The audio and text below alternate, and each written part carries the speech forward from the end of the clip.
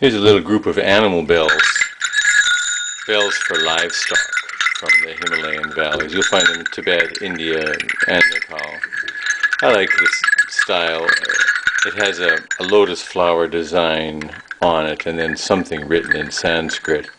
I like to think of that being a prayer, but it could just easily be a maker's mark. And then another little sign here. Good bright sound. Like sleigh bells, you know. None of them have cracks. They're all old, but they're all in good condition. Average size. Oh, gee, nice and wide actually. 1 3/4, that one. Here's the smallest one. 1 1/2.